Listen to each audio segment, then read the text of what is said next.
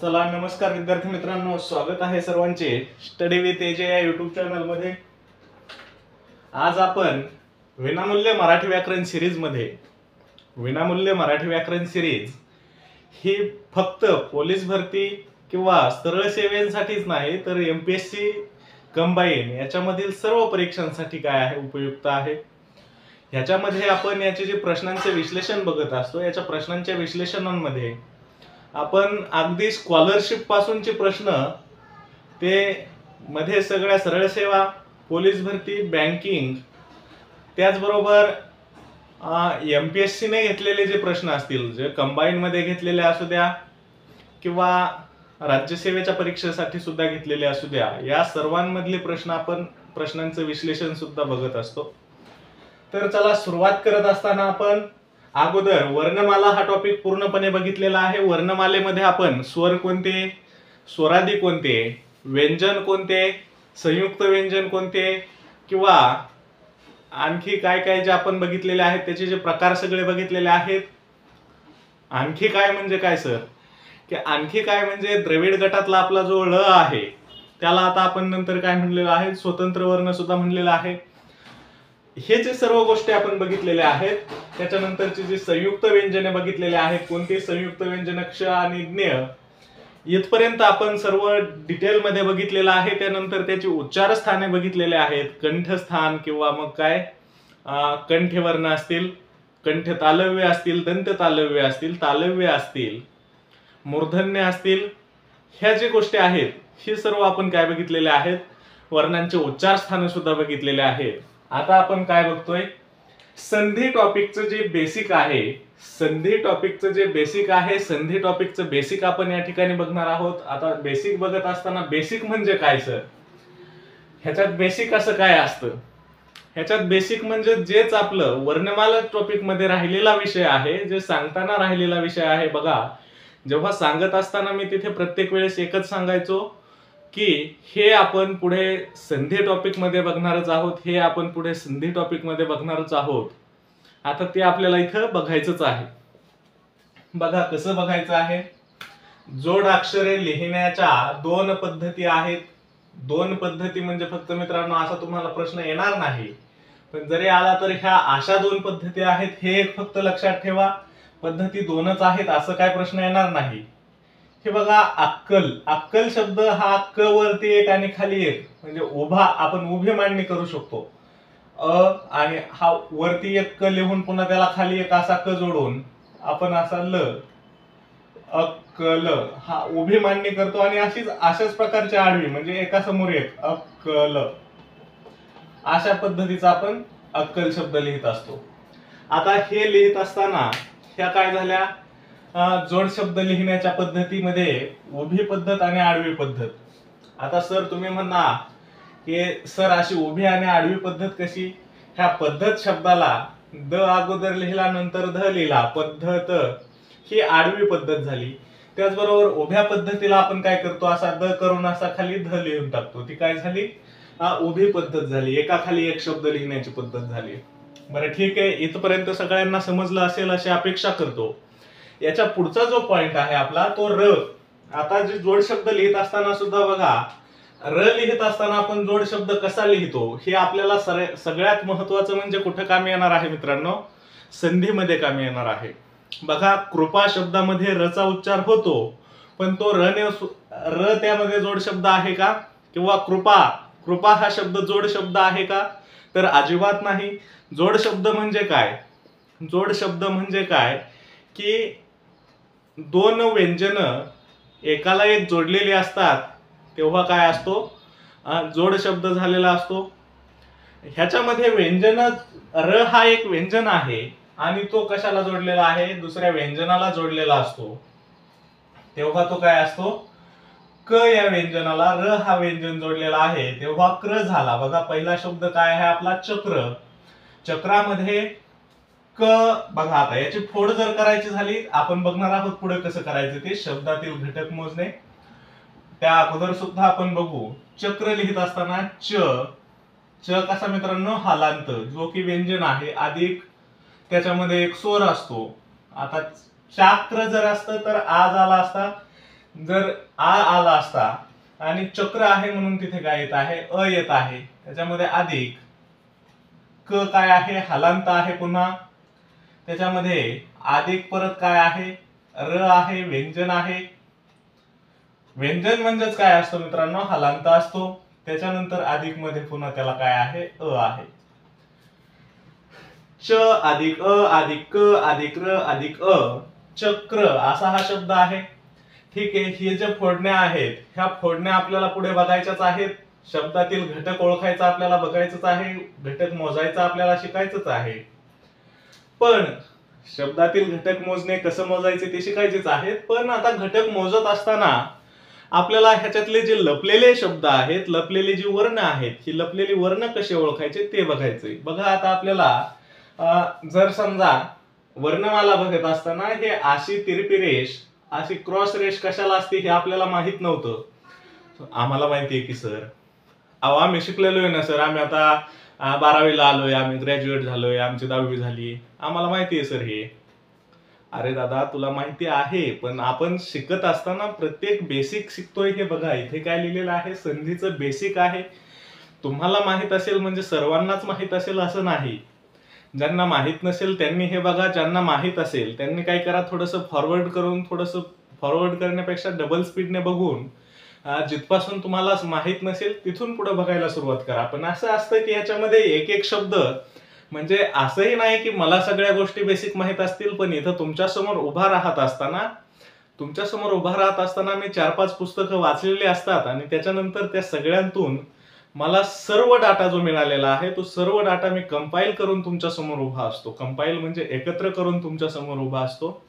याचं कारण असं असतं मित्रांनो की माझ्याकडून शिकवताना कुठलाही बेसिक पॉइंट राहून जाऊ नये. त्याच्यातून कदाचित तुमचा एखादा बेसिक कन्सेप्ट क्लिअर नसेल तर तोही क्लिअर होऊन जाईल. म्हणून हा व्हिडिओ तुम्ही जरा काळजीपूर्वक बघा. काही अडचण नाही रे, काय करतो आपण, जो इथं तुम्ही टाइम वाचवताल, मास्तर हे सगळं आम्हाला माहिती आहे, हे परत परत कशाला बघावा. अरे परत बघितल्याने तुझी रिव्हिजन होईल, तुझे त्या गोष्टीवरती परत कमांड येईल. पण जर समजा एखादा असा टॉपिक असेल किंवा एखादा याच्यामध्ये काहीतरी कन्सेप्ट असा असेल जो तुला माहित नसेल आणि मग पुढे गेल्याच्या नंतर तुला पस्तावा येईल की बाबा हे असं कसं काय झालं, ते तसं कसं काय झालं, मास्तर माझ्या कन्सेप्ट क्लिअर नाही झाल्या. अरे कन्सेप्ट तू बघतच नाही, तू म्हणतो मला हे सगळं माहित आहे, मग तुझ्या कन्सेप्ट काय होणार नाही, क्लिअर होणार नाही. बघा जोड अक्षरामध्ये व्यंजन र आहे, तो र कसा लिहितात, र लिहिण्याच्या चक्र, याच्यात र आपल्याला असा दिसत नाही, तो कसा दिसतो, अशा फॉर्मॅट मध्ये दिसतो. वक्र, चक्र, क्रम, म्हणजे ह्या क्रममध्येच असतो का, नाही. प्रतिज्ञामध्ये प्रतिज्ञाला कसा असतो, प असा र, प्रतिज्ञा म्हणा, प्रतीक्षा म्हणा, प्रतीक्षा बघतेस ना प्रतीक्षा म्हणा. बघा असे जे शब्द आहेत, तीव्र असेल, तीव्र मध्ये व आणि असा र असतो, ह्याला काय असतो, र असतो. पण आता वृक्ष मध्ये काय आहे मित्रांनो, र दिसतोय का तुम्हाला, हा प्रकार रचा नसतो. हे तरी बेसिक तुमच्या लक्षात यावं. बेसिक मध्ये हा पॉइंट असतो. बऱ्याच वेळेस हा रू आला ना, लोक काय, बरेच जण पोरांचं जेव्हा बेसिक कन्सेप्ट क्लिअर नसतात तेव्हा काय केलं जातं, र अधिक उ असा केला जातो आणि त्याला जोडाक्षर सुद्धा म्हणू शकतात. त्याला जोडाक्षर म्हणायचं नाही, त्याला कोणता आहे, त्याला आपला स्वरामधला जो रू आहे, ऋषीचा रू, तो ऋषीचा रू त्याच्यामध्ये ऍड असतो, तो स्वर ऍड असतो, त्याच्यामुळे तो काय असतो, जोडाक्षर नसतो. व्यंजन प्लस स्वर असेल तर जोडाक्षर नसतो, व्यंजन प्लस व्यंजनच असेल तर जोडाक्षर असतो. हे लक्षात ठेवा. चला पुढचा जो आपला र लिहिण्याची पद्धत आहे तो असा खाली लिहिण्याची सवय आहे. ड्रम असेल, राष्ट्र असेल. सर आता ड्रम आणि राष्ट्र हे तुम्ही उदाहरणं लिहून आले, तुम्हाला काय माहित नसतील असे उदाहरणं आणखी, अरे आहेत ना, ट्रक आहे, आणखी बरेच असतील. असे पण काय होतं, मी इथं आठवत बसायचं आणि तुम्हाला सांगत बसायचं, टाइमपास करायचा नाही मित्रांनो. आपल्याला कर्म, याच्यामध्ये आपल्याला र लिहिलेला दिसतोय का, नाही दिसत. पण त्या ठिकाणी काय आहे, आपल्याला जेव्हा यांची फोड करायची आहे तेव्हा र येतो. तो र कुठे लपलेला आहे, या रफारामध्ये लपलेला आहे. कर्म असेल, वर्म असेल, गर्व असेल, पूर्ण शब्दामध्ये असेल, ह्याच्यामध्ये असे जे अपूर्ण, पूर्ण, ह्याच्यात काय आहे, वरती र आहे, रफाराचा र आहे, असा सुद्धा र लिहिण्याची पद्धत आहे. जोडाक्षरात असा सुद्धा र लिहिण्याची पद्धत आहे.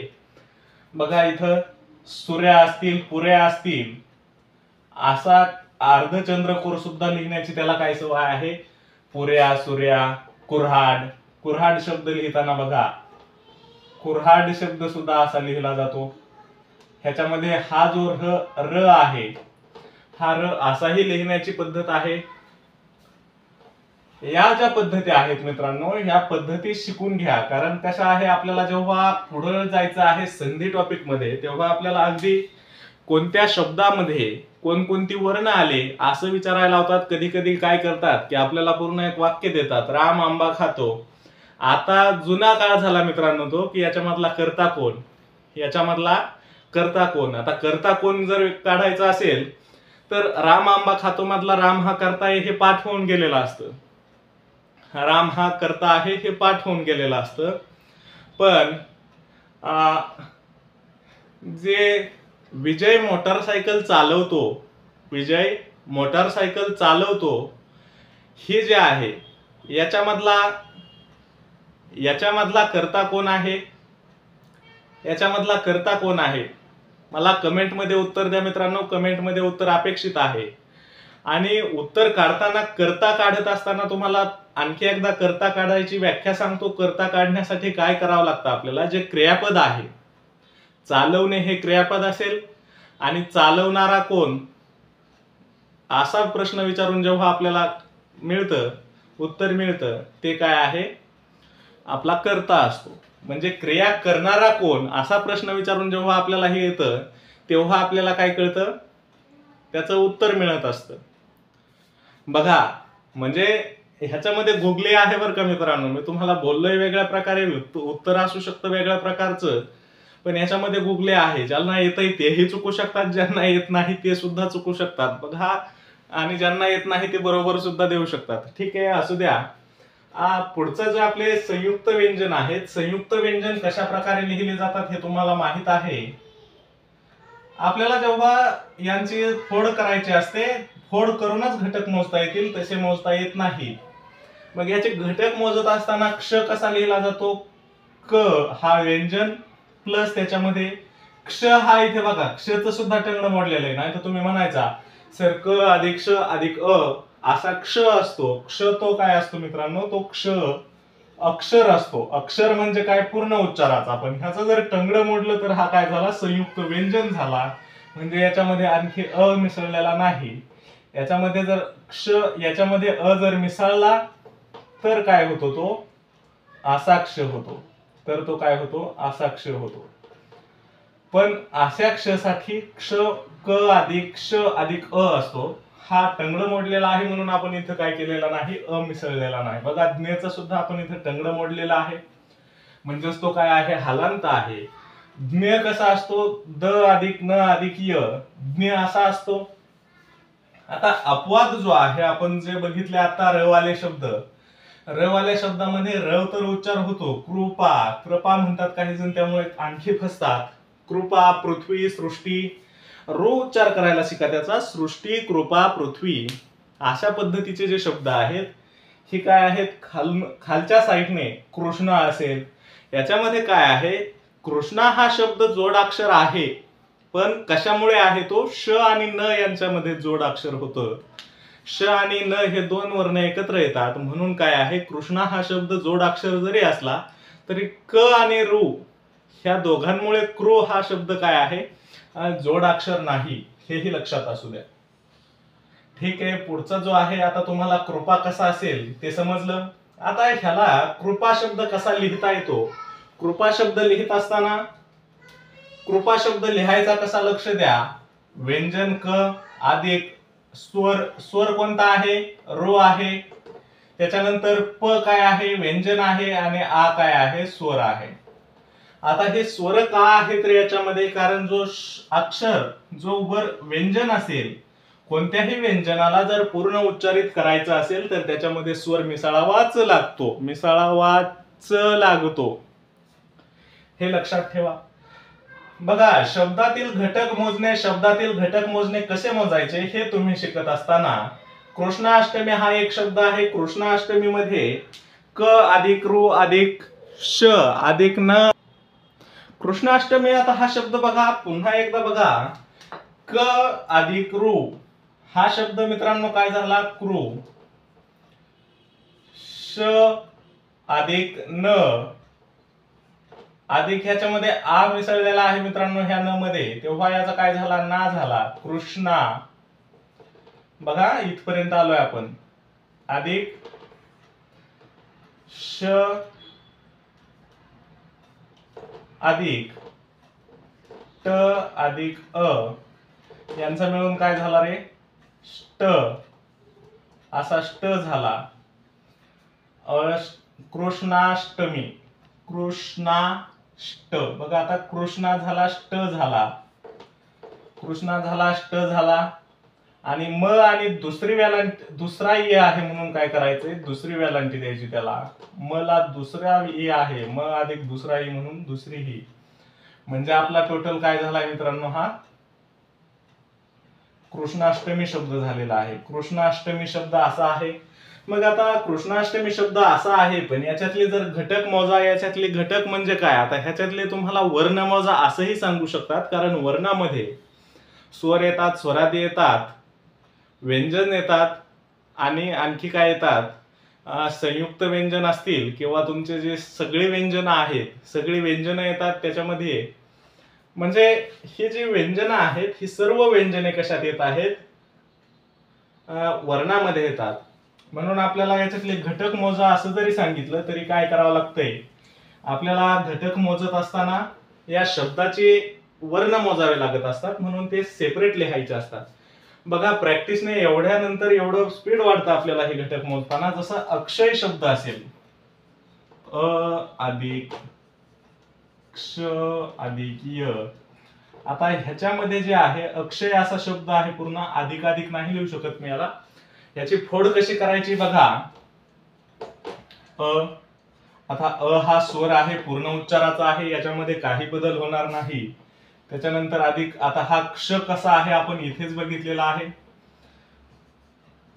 क अधिक श आणि अधिक पूर्ण उच्चाराचा असल्यामुळे तो काय आहे? त्याच्यात अ सुद्धा झालेला आहे ऍड. अ क श अ. अक्ष. अधिक याच्यामध्ये काय आहे? य हा हलांत असणार आहे, य सुद्धा व्यंजन आहे, आणि त्याला पुन्हा शेवटी अ आहे. अक्षय.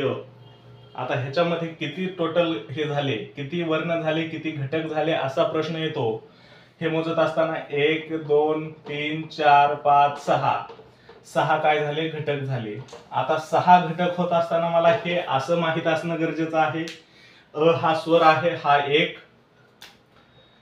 क्ष लिहिण्यासाठी मला 3 यांचा गरज आहे. कशाची? 3 वर्णांची गरज आहे, क श आणि अ.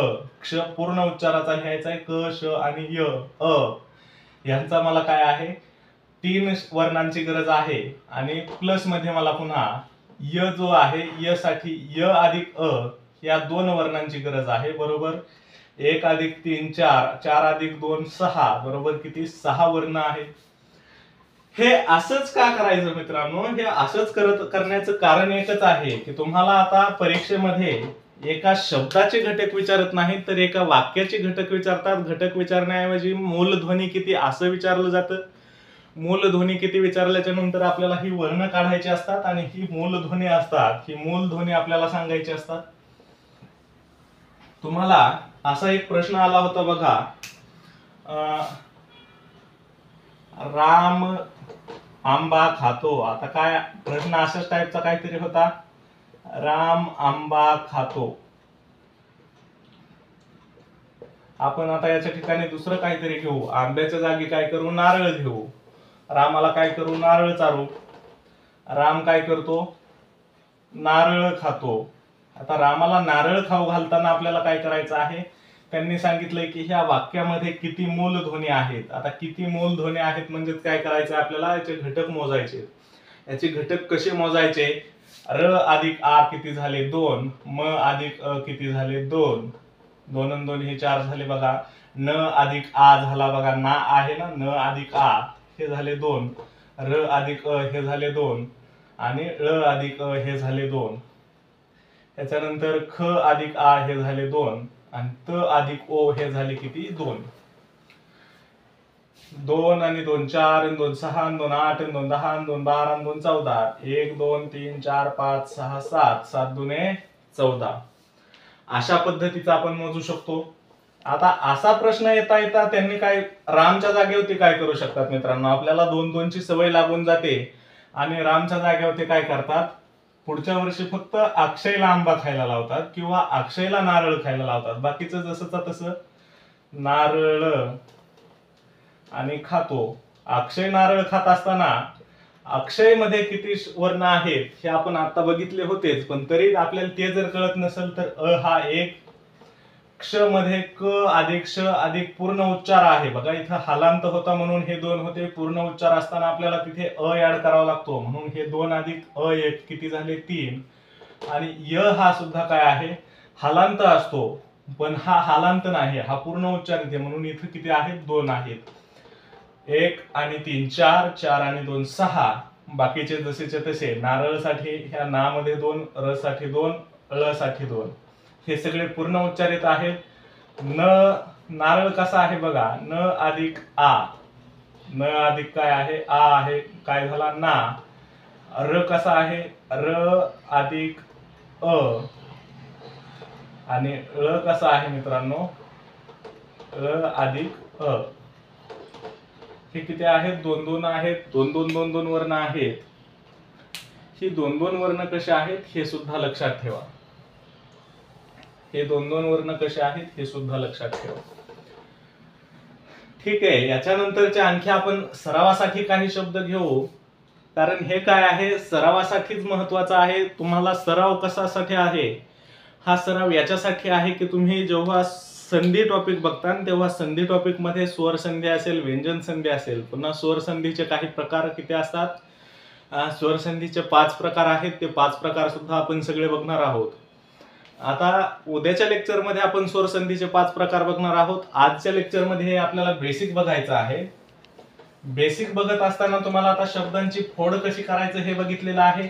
शब्दांची फोड करत असताना बघा आता तुम्हाला मी आणखी नवनवीन शब्द देण्याचा प्रयत्न करतो. इथेच आपण काय करू, शब्दाच्या फोडीचे प्रयत्न करू, म्हणजे शब्दाची फोड करायचं शिकलो की आपण उद्याच्या टॉपिक मध्ये डायरेक्ट संधीला हात घालणार आहेत. आली संधी, आली संधी चालून घ्यावं तिचं सोनं करून, घ्यावं तिचं काय सोनं करून. संधी आल्यावर सोडायची नाही आपल्याला बघा, त्याच्यामुळे उद्या जी संधी येणार आहे त्याच्यासाठी आपल्याला आजचं थोडंसं बेसिक करायचं आहे. आता हा कृष्णा शब्द कसा लिहायचा हे तुम्ही शिकलेला आहे. कृष्ण लिहिलाय. आता बघा इथे कृष्ण लिहित असताना मला फटफट लक्षात यायला पाहिजे की याच्यामध्ये किती काय आहेत घटक आहेत किंवा किती मूलध्वनी आहेत. बघा मूलध्वनी किती आहेत, क अधिक रू 2, त्यानंतर श अधिक न अधिक अ हे किती आहेत 3, 3 अधिक 2 किती आहेत हे 5 आहेत. आता बघा 5 कसे आहेत, क अधिक रू. रू हा असा असतो बरं का मित्रांनो, इंग्लिश आर सारखा. आपल्याला मला कशी सवय होती माहितीये का, मी असा तर इकडचा बरोबर काढायचो आणि नंतर असं करायचो, म्हणजे हे बरोबर होतं, पण नंतर मी कसं करायचो मी ते आता विसरूनच गेलो. असं काहीतरी करायचो. हे थोडस काय होतंय, म्हणजे ठीक आहे हे पण बरोबर वाटतंय, मी असा करायचो मित्रांनो, रो असा करायचो, अगोदर रो असा करायचो, त्र काढून पुढच्या साईडला काय करायचो द काढायचो, असा रू करायचो. हा असा रू चुकीचा आहे. खरा रू काढताना काय करावं लागतं, इथं असा इंग्लिशचा आपण तिसऱ्या लिपीतला आर काढतो ना त्या टाईप असं करावं लागतं.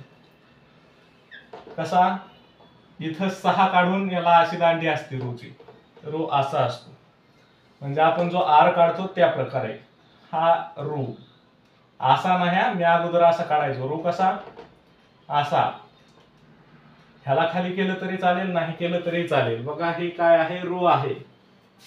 क अधिक रू, क्रू अधिक श, श अधिक न आणि न अधिक अ. कृष्ण आहे. कृष्णा असतं तर किती झाले असते रे, 6 झाले असते का, एक काना वाढला ना, आता 6 झाले असते का सांगा मला. 6 नसते झाले सर, कारण इथं अ च्या जागी फक्त स्वर कोणता लागला असता, आ झाला असता. क अधिक रू अधिक श अधिक न अधिक आ किती झाला 1 2 3 4 आणि 5 काय झाले हे आपले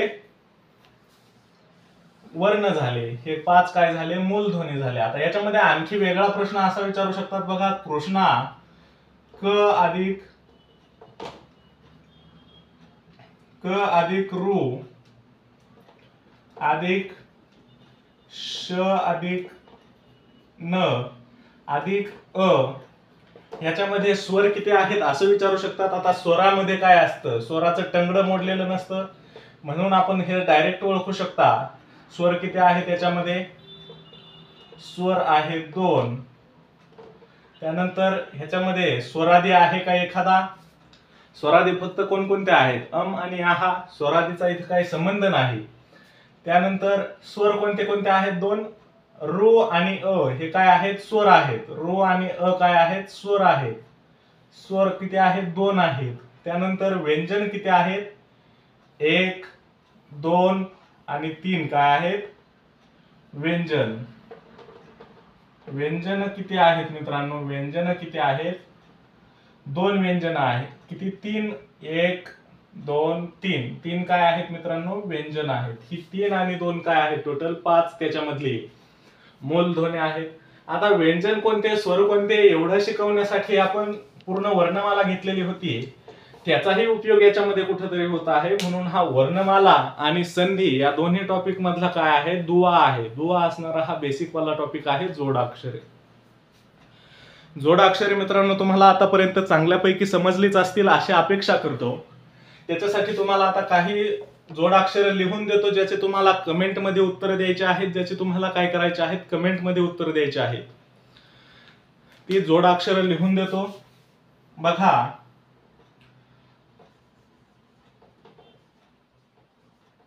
कृष्णार्पण,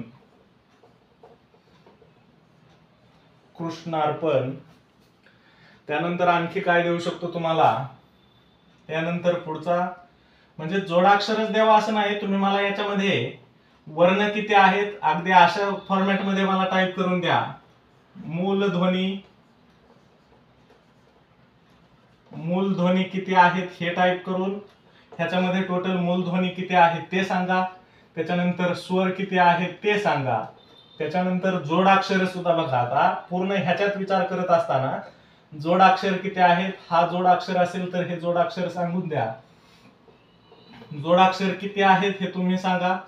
स्वर किती आहेत, नंतर जोडाक्षरे किती आहेत, त्याच्यानंतर स्वरादी किती आहेत, आणि त्याचबरोबर व्यंजन किती आहेत. ह्या पद्धतीचं तुम्ही मला काय करू शकता, सांगू शकता. आता जे मूलध्वनी आहेत ती ह्या सर्वांची मिळून बेरीज जी येईल ते मूलध्वनी टोटल येतील, हे तुम्हाला सांगायची गरज नाही. नाहीतर तुम्ही इकडे काय करणार, सर स्वर एवढे जोडाक्षर तेवढे, सॉरी जोडाक्षरामध्ये तरी तुम्हाला काय होऊ शकतं, जोडाक्षराला या बेरजेत नाही घेतलं तरी चालेल. स्वर, स्वरादी आणि व्यंजन या तिघांची बेरीज तुम्हाला मूलध्वनीमध्ये येईल. मूलध्वनी काय येईल, ह्या तिघांची बेरीज असेल ह्याच्यामधल्या. इथपर्यंत लक्षात येतंय.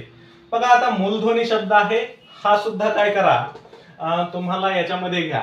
कशात, दुसरा शब्द घ्या हा मूलध्वनी. पहिला कृष्णार्पण, तिसरा कोणता घ्या, आता आशीर्वाद. बघा आशीर्वाद कसा लिहितात रे, असा लिहितात का, आशीर्वाद शब्द कसा लिहितात. आशीर्वाद शब्द सुद्धा माझा चुकला असेल तर कमेंट मध्ये सांगा, किंवा तुमचा बरोबर असेल तर लिहा. आशीर्वाद शब्द मी लिहून देत नाही, कारण आशीर्वाद शब्द काय आहे, कन्फ्युजिंग आहे. हा शब्द मला तुमच्याकडून लिहून कमेंट मध्ये अपेक्षित आहे. मी द्यायला देईन लिहून, माझा काही विषय नाही, पण मी लिहून दिला तर बऱ्याच जणांना ते शोधणार नाहीत, कारण सगळ्यांना काय सवय असते, रेडीमेड पाहिजे असतं. बाबा लगेच मास्तर द्या आम्हाला लिहून, बरोबर कसा आहे तो मला लिहून द्या. त्याच्यामध्ये फक्त शेवरची वेलांटी किंवा काय आहे, किंवा वावरचा रफार बरोबर आहे का, रफार कुठे पाहिजे, वेलांटी कुठे पाहिजे, ह्या सगळ्या गोष्टी मला तुम्ही सांगू शकता. त्यानंतर आणखी काय आहे, जोडाक्षर हा शब्द घ्या सरळ सरळ. जोडाक्षर. ह्याच्यामध्ये काय करा, ह्याची फोड करा, ह्याच्यासाठी किती आहेत ते सांगा. त्यानंतर चौथा शब्द तुमच्यासाठी आहे यज्ञ. यज्ञ शब्द कसा लिहितात ते सुद्धा सांगा. याच्या फोड करून मित्रांनो, कमीत कमी मला याची फोड करून तरी तुम्ही काय करा, प्रत्येक शब्दांची फोड करून कमेंटमध्ये कमेंट करा. जर समजा तुम्हाला खरंच लेक्चर समजलं असेल तर कमेंट करा, म्हणजे पुढचं लेक्चर घेण्यासाठी मला आणखी उत्साह वाढेल. पुढच्या लेक्चरमध्ये आपण आता डायरेक्ट कुठे इथं तिथं न थांबता काय करणार आहोत, संधी टॉपिक सुरू करणार आहोत. आता हे काय होतं सर, हे सुद्धा संधी टॉपिकच बेसिक आहे. म्हणजे बेसिक कशासाठी घेतलं की आपल्याला संधी करत असताना, संधी म्हणजे काय असतं, संधी म्हणजे सांधणे किंवा जोडणे. आता सांधणे म्हणजे काय, सांधणे म्हणजे काय बाबा सर, सांधणे. आता याच्यामध्ये जी सांध राहिलेली आहे ही सांध भरून काढणे म्हणजे काय, सांधणे. किंवा ह्या दोघांना जोडणे. संधी म्हणजे काय, सांधणे किंवा जोडणे. ह्याचा असा अर्थ आहे संधी. संधी म्हणजे काय, सांधणे किंवा जोडणे असा त्याचा अर्थ होतो. आता ह्याचा हे काय आहे, तुम्हाला कृष्णार्पण हा शब्द जसा मी आता हे करून दिलेला आहे तसे मी तुम्हाला काही शब्द देतो, त्याचं तुम्हाला काय करायचं आहे, संधीत रूपांतर करायचं आहे. बऱ्याच जणांचा संधी टॉपिक झालेला असेल, झालेला असला तरी तुम्हाला ते येईल, ज्यांचा झालेला नाही त्यांना थोडस अवघड जाईल. किंवा मग त्याचा काय आहे, मी तुम्हाला एक उदाहरणासाठी सांगतो फक्त. अल्प अधिक आयुष्य. अल्प अधिक आयुष्य असा काय असतो, एक शब्द असतो आणि त्याला आपण काय म्हणतो, अल्पायुष्य. अल्पायुष्य असा लिहितो. ह्या दोघांचं काय झालं, संधी म्हणजे काय होत असते की संधी फक्त दोन वर्णांमध्ये होत असते मित्रांनो, दोन वर्णांमध्ये. हे काय आहेत, दोन वर्ण आहेत. वर्ण म्हणताय, व्यंजन म्हणत नाही किंवा स्वर म्हणत नाही.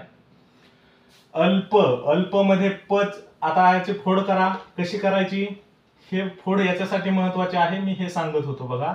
अ अधिक ल अधिक, आता ल च्या नंतर अ असेल का, नाही. ल ला लगेच काय लागलेला आहे, प लागलेला आहे. पण प चा पाय मोडलेला नाही म्हणजे इथे काय आहे, अ आहे. अधिक आयुष्य, आ अधिक य अधिक उ अधिक श अधिक य अधिक अ. हे पूर्ण झाली याची फोड. याची फोड अशा पद्धतीची झाल्याच्या नंतर आपल्याला काय करायचं आहे बघा, हे अ आणि हा आ ह्या दोघांची मिळून दोघं काय आहेत, स्वर आहेत, म्हणून हे झाली स्वर संधी. आता अजून याच्या पुढे जाऊन जर सांगायचं झालं तर हे दोघं काय आहेत, सजातीय स्वर आहेत. सजातीय स्वर जोड्या मी तुम्हाला सांगितल्या होत्या, कोणत्या, अ आ ई ई आणि उ उ. ह्या काय आहेत, सजातीय स्वर जोड्या आहेत. त्याच्यानंतर आणखी जो रू आहे, रू बघा चुकतो हा माझा लिहिताना, रू तुम्ही पण व्यवस्थित लिहित चला. हा जो रू आहे हा रू वेगळा, आणि पुन्हा हा रू ला काय करतात माहितीये का, असा रू करून असा करून पुन्हा अशी एक वाटी देतात. हा डबल वाटी खाली दिल्याच्या नंतर हा दीर्घ रू असतो. शक्यतो आपल्यामध्ये हे रू येत नाहीत. लृ जो आहे, लृ याला सुद्धा काय करतात, ल अधिक रू असा करतात. हे सुद्धा दीर्घ लृ असतो. पण सहजासहज आपल्याकडे आपल्या शब्दांमध्ये फक्त हे तीनच येत असतात. ह्या तिन्हींचा मिळून जे आहे, हे हा स्वर प्लस हा स्वर, ह्या दोघं स्वर जर सजातीय असतील तर याला सजातीय स्वर संधी म्हणतात. हे आपण उद्याच्या टॉपिक मध्ये नक्कीच अगदी सविस्तर बघणार आहोत. आता यांचं काय होतं, हा नियम सांगतो मित्रांनो तुम्हाला. सजातीय स्वर संधीमध्ये कोणतेही दोन सजातीय स्वर आले, म्हणजेच अ अधिक आ आला किंवा आ अधिक अ आला किंवा काय आला, आ अधिक आ असा जरी आला तरी काय होणार आहे, यांचा अर्थ, यांचं जे उत्तर असतं ते आच येणार आहे. म्हणजेच काय येणार आहे, काना येणार आहे ह्याच्यामध्ये. अल्प आयुष्य बघा, प च्या नंतर हा शब्द जसाचा तसा लिहून याच्या प च्या नंतर काय आला, इथे फक्त एक काना आला आणि हा शब्द निघून गेला. हे फक्त जवळ आणलं की काय झाला, अल्प आयुष्य झालं. अशा पद्धतीच काय आहे, ह्या स्वरसंधी आहेत. ह्या स्वरसंधी कशा आहेत हे आपण उद्या बघू. संधी साधू आपण उद्या आपण काय करू, संधी साधू. उद्याच्या संधीला कोणी चुकू नका, म्हणजे आयुष्यातल्या संधीला, पेपरच्या संधीला तुम्ही चुकणार नाहीत. म्हणून मी काय करतो, आज या ठिकाणी थांबतो आणि संधी हा सविस्तर टॉपिक उद्यापासून आपण सुरू करू. अगदीच मराठी ग्रामर मध्ये सर तुम्ही शब्द घ्यायला लागलात आणि शब्दांमधून परत इकडे आला. असंच असतं मित्रांनो, मूडनुसार चेंज करत राहावं लागत असतं, कारण तुम्ही फक्त ग्रामर म्हणलं की बोर होऊन जाणार आहेत. अजून तरी हे इंटरेस्टिंग टॉपिक आहे संधी वगैरे. पुढे गेल्याच्या नंतर तुम्ही मग ते काय होणार की धातू अधातू त्याच्यामध्ये थोडंसं कन्फ्यूज वाढत चालणार, की नंतर मराठी व्याकरण शेवट जाताना तुम्ही थोडंसं बोर सुद्धा होऊ शकता. म्हणून आणि जास्तीत जास्त कॉमेडी न करता कमीत कमी सिरियसनेसने शिकवण्याचा प्रयत्न मी करत असतो. पण सिरियस शिकवत असताना झोपा लागण्याचं सुद्धा टेन्शन असतं, म्हणून थोडी मध्ये कॉमेडी करावं लागत असती. चालतंय, या ठिकाणी मित्रांनो मी थांबतो आता.